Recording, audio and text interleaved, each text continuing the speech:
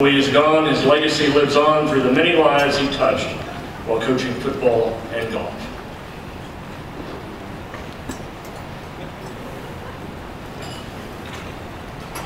Everybody knew him. He loved being with folks, and they liked being around him. Jim Pearson's life was involvement, teaching, coaching, and yes, just plain visiting. He was more than just a coach. He was a lifetime friend. Coach was there for every minute when I was in school, and leading me the way. But the big thing that kind of close with me and Coach was always there when I needed him. He was there. He came and sat on me every 2 weeks until he got sick, and he was also in the corner, coaching when I'm 45 years old. My wife gets brain cancer, and Coach is on his real struggle with his cancer, and Coach was there coaching me how to take care of my wife. So I have huge respect for Coach Pearson. He wasn't just a coach; he was a mentor. A Springfield native, Coach Pearson was briefly out of the area in the 1950s for college at Missouri Valley and a stint in the Marines, but in 1960 he returned as an assistant coach at Hillcrest and never again would leave the city.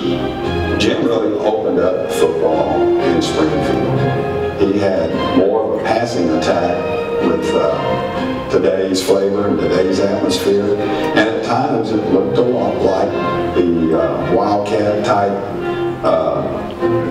situation where a lot of wide receivers and a lot of long passes and a passing tree where you passed all over the field, you didn't know which receiver was going to catch it. Named as the first football coach at Springfield Kickapoo in 1971, Coach Pearson guided the Chiefs for 20 seasons and 135 victories. There was a pair of undefeated seasons in 1986 and again in '88. And on 5 occasions, Jim Pearson was honored as Springfield Football Coach of the Year. The thing that I think that he did better than anybody I was ever around at doing was getting you prepared for games. We would sit in the gym for 30, 45 minutes before the games and physically or mentally picture what we were going to do out on the field. And I thought that was invaluable when it came to actually doing what you were going to do out there. Best person I ever worked around. I worked with him for 20 years, and we never had an argument.